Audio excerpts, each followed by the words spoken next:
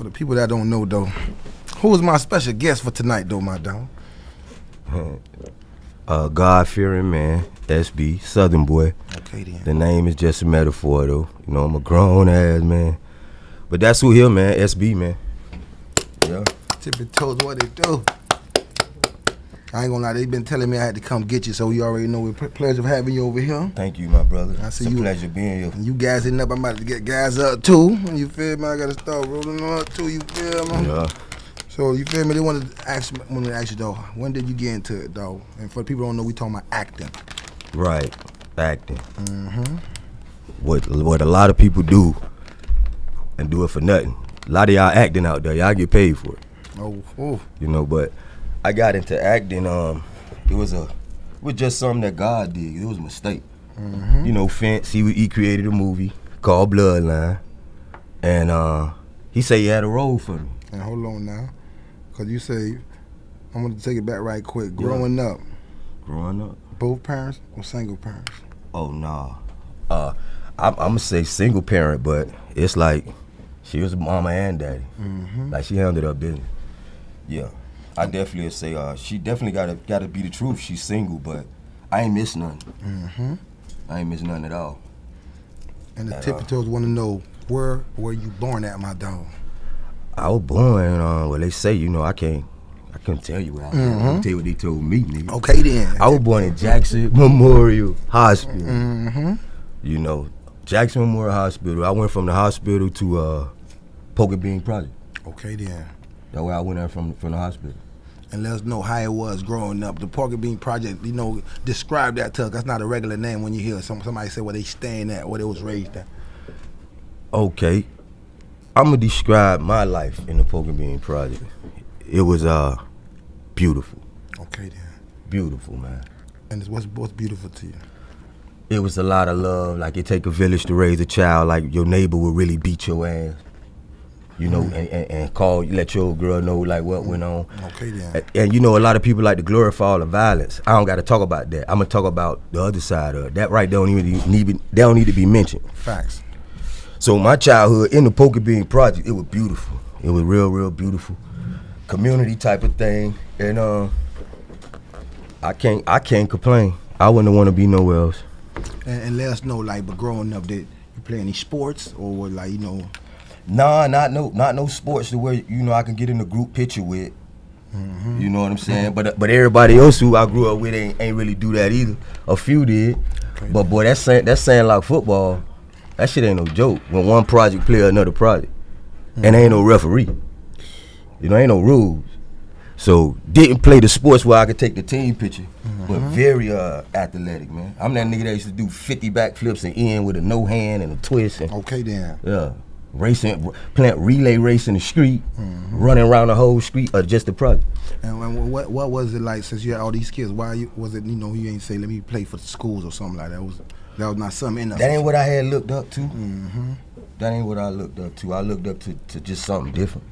At that time, what were you like? Who did you, growing up, who did you listen to? What was your favorite actors? Let us know, like, as far as music and movies, like who kind of people you was inspired by? Well, I was really inspired by, I just say my mama. Okay then. Like my mama was like that, like very well known, very respected. And I kind of like, yeah, that's my hero. And she gave me my first Tupac tape, you know, things like she's a certain type of woman till I would be totally undermining where I came from if anybody else came before.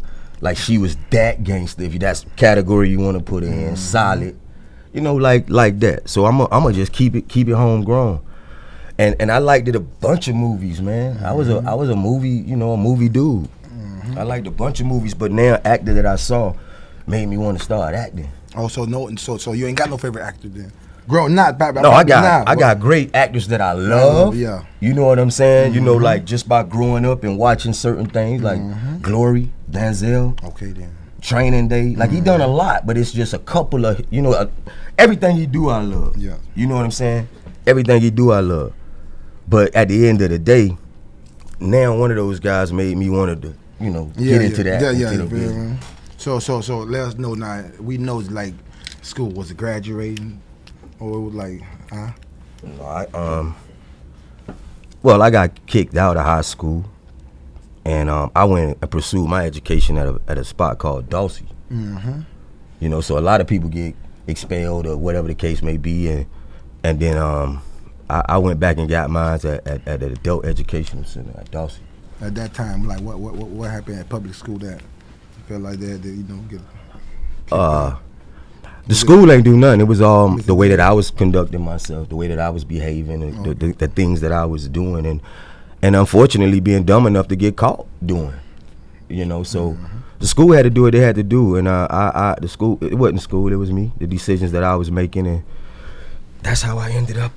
And what was different with the other school that made you focus and let you handle it? My mama gave everybody who graduated a $100 bill in my face. Okay then. She ain't even had to know them. All they had to do was come up to my old girl and show her their diploma and prove to my old girl that was them on the diploma, and they got $100. Oh damn, she was motivating people then. You know what I'm saying? Like that's one of the reasons why I felt like, you know, that I ain't want to do it to get $100. I just was like, damn, that shit mean that much to my mom? Where she finna try to just like stun on me like this? Like anybody come up with a diploma, you finna get $100? Yeah, that's a true story right there. Every story I tell gonna be true. So now let us know now. So some shit I can't even believe. When did like acting become part of you? Then like don't go straight to the Bloodline. We want to know like, or was it Bloodline was the first time? Yeah. Oh. Yeah. This is what I'm trying to. It's tell one you. of these stories. I got it. Man, it was like my mind wasn't on that. Like some people wake up and they set a goal and they strive for the goal. That was not my goal. Okay, damn. My goal was something else, and somebody told me I should, try that, and then I tried it. And what was going on that say, man, you should try acting? Like what it was that there's somebody seen in you? It was my ex-wife had told me that. She said that, but Dade, you should try that. You might be good at it. And I just felt like it wasn't finna pay me. Yeah. And then how long they finna want me to do this? Like how I'ma, do the things I need to do. And at that time in my life, if I take like 1 month off or 2 months off, I could lose everything I got. You get what I'm saying? Like at that time, I couldn't afford to do nothing else but what I was doing. So she said you should. Most people say that's like saying, yo, man, I think you should rap.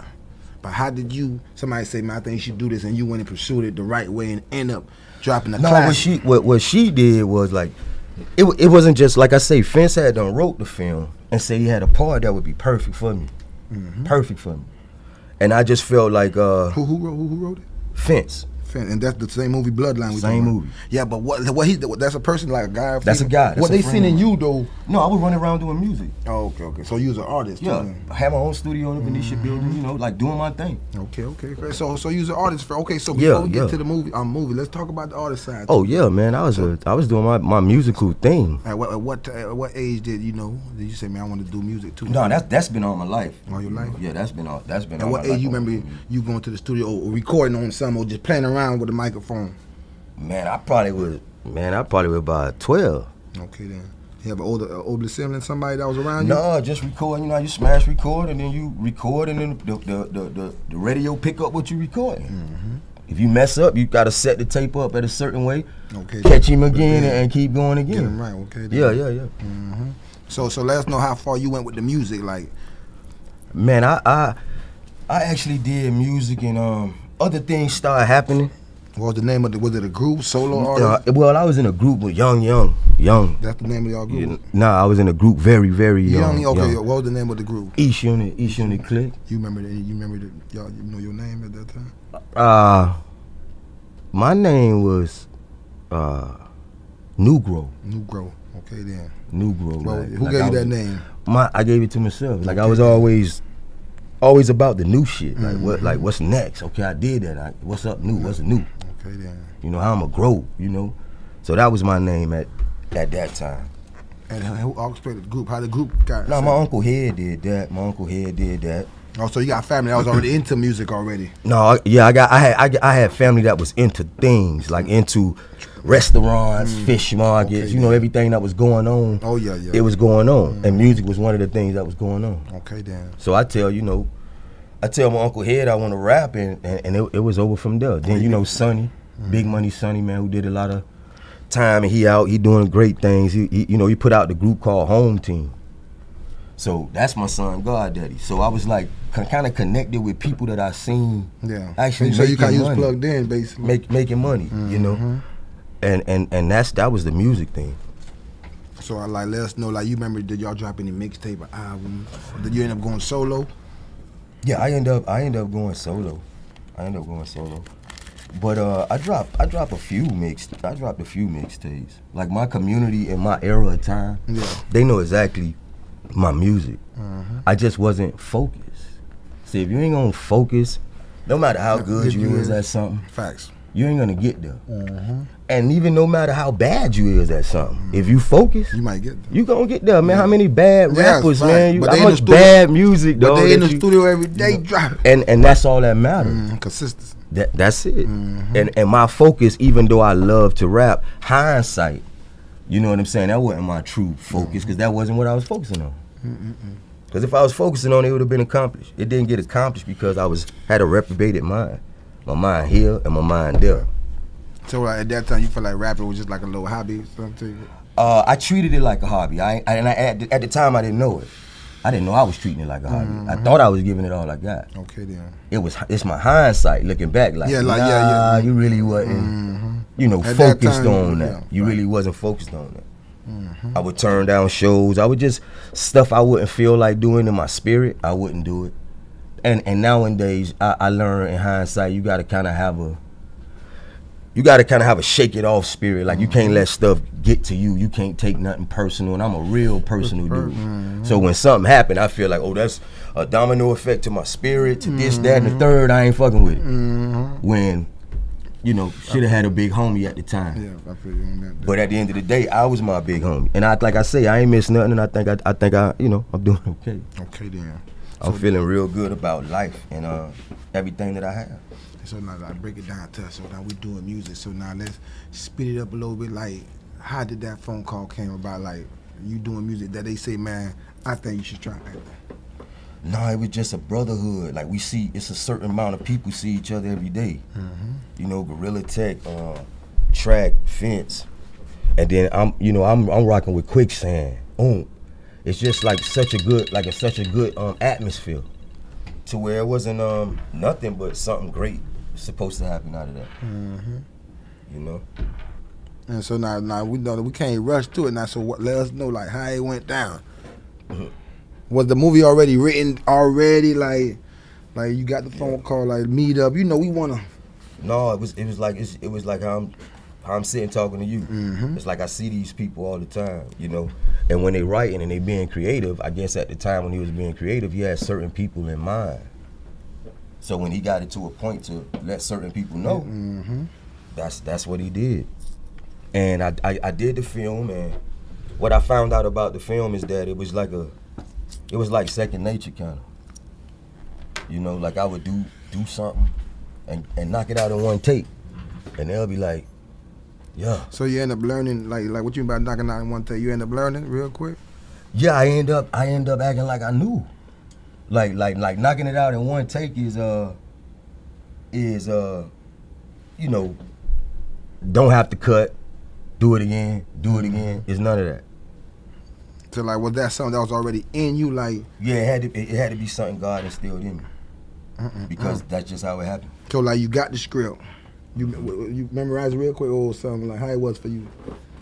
Nah, see, coached me a lot. Quicksand coached me a lot, like on a personal level, like just advice. Okay, then. And the way they handed me the advice, it was real healthy. It's like it got handed to me like you could do this. And I'm a listener, and these are people I look up to and respect. So I listen, and now it's like showtime. You either gonna fumble, nigga, you finna get some points. You get what I'm saying? So it was showtime. Okay. I got points. And who was the director of Bloodline? And a guy named Antoine. Did you ever meet him? Antoine Smith. Yeah, I'm cool as shit with him. He just did a commercial, man, for Finger Licking. Shout out Finger Licking. Okay, then. Was That's that gonna like be a nice commercial. Track 5-3. Yeah, they was over there filming that 2 days ago. 2 or 3 days ago. And what about your partner in that movie? Like, what was your relationship with him? In which movie? The Bloodline. Oh, my relationship with him. The person that was playing, you feel me? You know how right, no, my relationship with him was great. great. And it's great still to this day. That's the guy who would coach me. You know, who would just give it to you smooth. Like a coach. You know what I'm saying? Like, you gotta think about a coach, what a coach do. A coach, you know, you got a team of millionaires who ain't gotta live. How you gonna galvanate the troops and get a great outcome? Right. And that's how he did it, you know. Him and Quicksand, they would coach a nigga up. And I just feel like, okay, hide the ball, you know, give me the ball. I'm gonna go get points. And how much actors was all together to make that movie? How much what? Actors y'all had all together for the movie. Oh, I don't know how many, man. It would be some days we go film, it's like 60, 70 people, like in a crowd, and it's just focused on a couple people.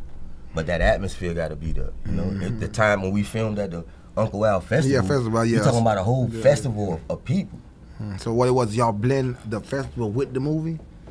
No, that was just a strategic plan by Vince to capture our like culture, the things that really happen in our city. So when you watch the film, you could be familiar with what really happened. Or damn, what type of festival is that? Yeah, might go do some research. You know, if you know somebody from here, they're gonna be like, Uncle Al was that dude, and that's his festival. And greatest DJ, you know, ever. And even though Ballgreezy was not who he was at that time, like, were you there for the scene? Oh yeah, cause you came in on Ballgreezy. Man, Ballgreezy is a natural born winner. Like I used to see Ballgreezy when he was a kid. So you know Ballgreezy before Bloodline, the movie scene? Yeah, Ballgreezy was also one of those energies running around the hallways with all of these people. You know what I'm saying? Like one thing about Ballgreezy, if you know like what real is, you know the boy was gonna make it. Like if you just know like what real is, the way the man used to move as a youth, a young man, you know he was gonna make it. He ain't had no plan B, in my humble opinion. In my humble opinion, he knew what he was gonna do, and that young man did it. You know, he did it. Did you know it was gonna be as big as it is right now? To right now, you know, that's one of those you can just watch over and over and over. Did I know it? Did you like at that time, like okay, like let's say when the movie was done, y'all watching it? Cause did y'all have that where everybody get together and watch the film? Yeah, we had a premiere. What was going through your mind when y'all premiering it? Like what was going through my mind was honestly, I was just thankful to Jesus that this happened. Okay then. And how long did it take to make the movie? It took us like to film the movie. Yeah. It took us like, if I ain't mistaken, 31 days. Yeah. Or. Oh, that mean y'all got y'all thing. No, we filmed every day, like treacherous, like long hours, man. It's like it's crazy. We filmed long hours and days, like non-stop. So I wouldn't go past 40 days, but the editing was a motherfucker. How long the editing took? Man, that's a question from 5-3. Because you talking about a movie being finished probably 4-5 times, and then they just you know twerking. How long did after when y'all finished, like did all that? How long did it take to see it finished? Then how long? A year? I could say we seen the finish so many times. Oh, Lord. It's like a final cut, like something that. And then you're not finna watch this whole movie again just to see this little cut, but actually track 5-3 would, Antoine would. Okay, then. If not, it's plenty of time you could come right in there and sit and you could watch. But then you kind of leave it alone because you know they got it. Because one thing I knew about it. It was cold, man. Like I ain't need nobody. It's like I don't need you to tell me that it was cold. Like that's what I knew. You know movies. But how somebody else gonna feel about it, I couldn't tell you that. I knew how I felt about it. I just felt like straight up and down, man. This cold right here, and I cold in a bad way. Like this right here, this is real nice. Yeah, right. Yeah, this is nice. And how was the promotion of that? Like, you feel me? But the promotions was great. Were you shocked though, like how people was coming to me, I seen you in the, you know? Man, yeah. Yeah. How long did it take? It ain't take, when the movie came out, it ain't take nothing. It ain't take no time is what I'm saying. Yeah. It happened so fast I wasn't even ready for it because I wasn't a picture taking type of nigga. I'm not from the era of film me. I'm from the exact opposite era. Do not film me. I am not nowhere. I'm not nowhere. And then you get people recognizing you and the shit is getting crazy. So it kind of made me like back all the way up. So what you mean by that? Like just chill. I wasn't going to many places like the whole shit was set up. I ain't like freelancing going out. Yeah, okay then. You know what I'm saying? If I'm finna go here, they finna expect me there. This shit finna be laid like a certain way. Yeah, a certain way. Yeah. Fine. So what was it about you that, you feel me, always had that business mind, you feel me, with that? Because most people would have been, man, we gotta go over here, you feel me, we gotta go turn up, man, you know, I'm lit now. Nah, my mama didn't. Like, my mama raised me, man, like, empty wagons make a lot of noise, you know, so I wasn't ever interested in that. I always thought that if everything wasn't in order, that certain amount of fame could hurt you, it could destroy you, it could get you hurt. Like hurt, and then shit is popping off here, and I might have this going on or that going on when you're a real young man, or over dumb shit, you know, something, whatever. You just don't know, so you don't want to be out there like that. And then you got strange people just running up on you, but that just was something I wasn't prepared for. That's all. But I don't think I lost nothing. I would have preferred to be exactly how I was than somebody trying to run around and be everywhere. So they want to know too, like with any other movies, let us know how it was with like doing movies now. After the Bloodline drop, was it deals? Now I need this much. Now how it was? Let us know how how it was after Bloodline came out. Man, after Bloodline came out, everything was just cool. Like to me, I didn't get out of pocket, so. I'm a very antisocial guy, so it wasn't like I was trying to do nothing else. I wasn't trying to do Bloodline. Yeah. It was on something, out of nowhere thing. Yeah, so it's just like I just was being me. Like being me, enjoying life. Never was a broke nigga, never was like hurting for nothing. You know what I'm saying? So I wasn't, nigga, I was the king of my private kindergarten school and still standing in the Pokemon. My mama just had a way about how she moved. So all of that stuff didn't impress me. It made me feel like a whole bunch of fake people, acting like they love you. How you dealt with it? So you was the type. I stayed with my same people. I'm still with them today. My same old people. That's all. So you think? See if I got me a lighter up in here. I feel like I done borrowed your lighter a million times. Do you feel like the mama upbringing you feel what kept you on point like that? Yeah. Yeah, to this day. Because I don't want to disappoint her. I don't want to do stuff that I know she raised me to be better than. You know, my mama getting older. Like, everybody's done got older. You talking about over 15 years ago with Bloodline. I'm happy that I was a part of that and that it did what it did and continuing to do what it do. But yeah, it's all about, growing up. So she's still like my main reason for a lot of things to this day. And they want to know too, after Bloodline, did you do any other roles in other movies? Nah, because they wasn't good like Bloodline. No, so you was turning stuff down? All the time. No. I'm just being honest. Damn. I'm just being honest.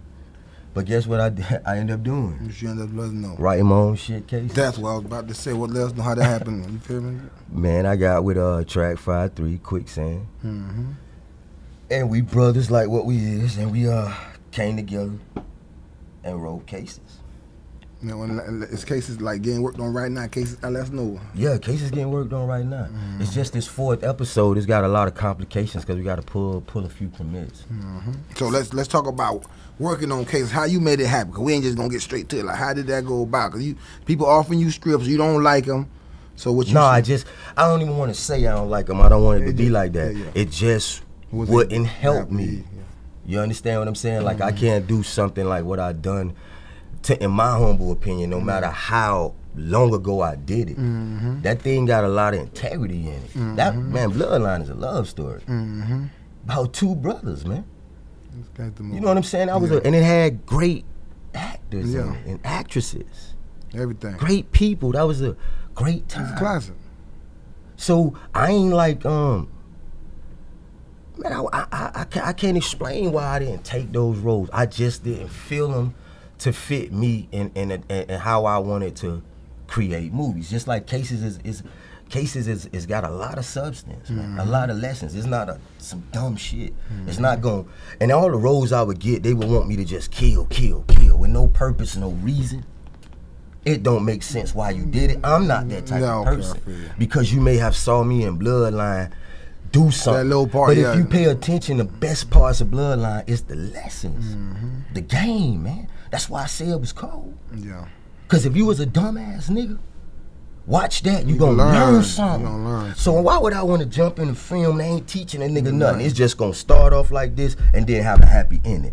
Man, there's more to life than that shit. Some people don't get no happy motherfucking ending. Damn. You gotta do the right things in between the shit to let it be a happy ending. Right. So I was just, you know, I was feeling like that. Damn. Shit wasn't teaching nobody nothing. Oh, that girl on that one. So that's how that went. That's how. Okay, so what's the series you work? Let us know what is it about? Oh man, one thing about Cases, and it's written by me and Quicksand. It's directed by Track 53. And one thing about Cases, like you should learn what to do and not to do. Okay, then.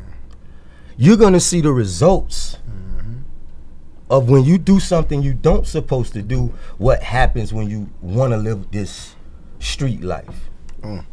Because you taking pictures and you doing this stuff, and you could just become a real tough person. How important you feel it is, like, in these movies, like, to have a message to teach the youth? It seems like you wanna. I think it's a waste of time if it ain't doing it. It's not doing it, yeah. And I don't knock it. Yeah. Now, I'm just talking about grown movies. Yeah. I'm not talking about movies with The Rock in it and the little kids and all, and funny movies and movies that warm your heart. Yeah. But when you go to killing people and you're going to go and, you know, you're doing stuff like that, it's got to be a lesson in that. You just can't be the nigga in the movie, get all the pretty girls, you got all the money, and you do all the murders. And you ride off in the sunset like everything is... I ain't gonna. You know what you just taught a nigga how to get fucked up. Yeah. You taught a nigga how to get a prison built on his ass, or how to get.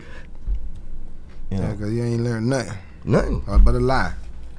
So I try not to, you know, I don't tell lies. You know, I don't tell lies when it comes to man, when it's time to teach somebody something, man. I'm a grown man.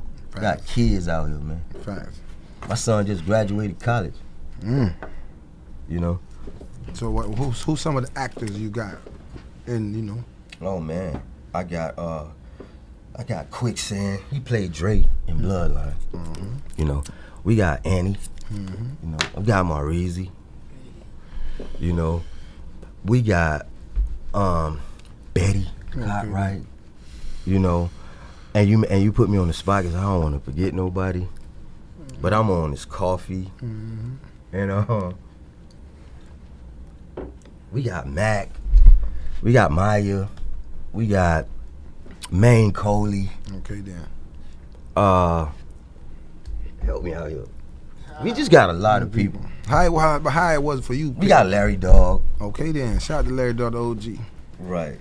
That's a good dude, man. It's a good guy. How it was putting it together, like who picked the, you know, actor? Were you did a lot of picking? We do it collectively. Rehearse, like, was it a lot of rehearsing going on? Or you got it. How you it was definitely rehearsal going on, but the talent is so good. To rehearsals is just fun days of gathering. Okay, then. And having, you know, this big ass art session of just good people doing their parts, and it's almost unbelievable, you know, like a fantasy world. And where is based at? Is it based in Miami? Yeah, it's based in Miami. But that's not the only place it's gonna be, because we're gonna go out to Atlanta. Oh, shout out to Bud, man. Bud is doing this thing out there. We gonna go out there, play up P2. Damn, I hate doing this part because I don't be wanting to forget nobody. But yeah, we going out there and we gonna be doing a lot of work out there. Okay, then. And you say like you on like 4 right now, but is anything out yet, or is all just getting put we got episode 1, 2, and 3 out. So if anybody want to check it, where can they check it out? On YouTube. Okay, then. Cases the series on YouTube. Okay, then. Y'all know what it is, man. Y'all go check them out, man. And we don't keep you there for a long time. Like, you know, you gotta watch something and it's, oh my God, this finna take so long. Nah, they really quick and they to the point. How long like the first episode? How long? I don't know. I think it's probably about 15, 20 minutes. Okay, then. What was the first episode about? Because I got to go catch that. Nah, see, the first episode is about, you got to go see it. Okay, I'm going to go see it then. You got to go see it. How you feel? You feel good working on your own thing? Or does it feel like it's tough? It ain't my own thing. Me, I'm talking about as far as, it you know, you still good. You in the team, but you know what I mean. Right. You feel me? As far as, you know, the script that you ain't like people trying to offer. Oh, man, I feel great. Yeah, you feel me? You know, like I always want to work. But damn, where the work at? Well, anybody telling you, man, you tripping for turning that road down like a couple times, especially when they were toting that bag. Not the people that love me and know me. Okay, then.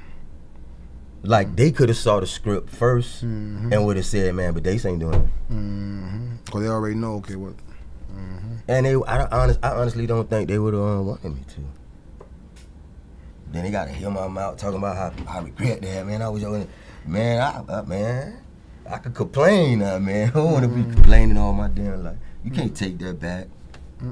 That dumbass movie you did that taught kids to, you know. And I think too, it was not a rumor. I think it was a Bloodline 2, wasn't it? They was supposed to make one. Yeah, but you ain't. I think they did. Yeah, I was the man in there. I was gonna be one of the actors in that. Well, like was it like what made it more different like that? It seemed like it switched up. Did you even get to see it? It never came out. It never came out? No. Bloodline 2 ain't come out? No. Tell me that's a... Yeah, that's a that. No. I promise. Oh, man. That's a that, man. Touch your nose. Yeah, that's a that. That ain't never come out. Oh, man. That's crazy. That's a that. You put out trailers that's how you and know stuff like that as a promotion campaign. Do you have a trailer with music in it? For a Bloodline too? Yeah, like a movie slash with music all in it. If you ain't seen me, that was one of those. Yeah. That's all I'm saying. That's what I was looking now, if for. it was something that you saw me in, no, then that was a promotional campaign with the company. Yeah, no. That's Shooting the how you know it was a lit movie, because they started doing that there. Yeah. Yeah. So what else you want to let them know too, though, Down? You know, we want to keep. I want to let them know. I want to let them know that God is good. Okay. And you know, keep that positive energy around you at all times. You know, don't be a pocket watcher. Take your time, do what you gotta do, and you're gonna get where you gotta go. And y'all go check out Cases, man. Cases, the series on YouTube. Directed by Track 5-3, starring on Southern Boy, Quicksand, Betty Cartwright, China, and a host of others. Okay, then. Ballgreezy, Man Coley, and a host of others. Duchess, you know. Tippie toes, and one more time, let them know who my guest was. One more time, my dog. This SB, man, SB. Grown ass man, SB. And man, y'all stay up, man. God is good, and keep the fucking the faith. Keep the fucking faith, man. That's that phone. Who song that song? That's my song. That's your song? Yeah. And down there, every song on there, my song. No, that's that. You dropped the video for that? You ain't dropped no video for that? Nah, what? You ain't drop a video for that, man. I was You can still drop a video for that. Hey. That's it, yeah. Just go to YouTube and punch that Southern Boy in, and you'll be able to see my life at a time. Who produced that beat then? Oh, that was Eastwood. Okay then. But Gorilla Tech done a lot of the production on my. Oh man. My music. Oh yeah, I'm gonna check them out. And DJ Yo-Yo too did production on my music back then. That's Tippie toes, man. Till the next time, I might have to go check that out. Y'all know what it is, man. It was a pleasure. Till next time, touch your nose. Okay then.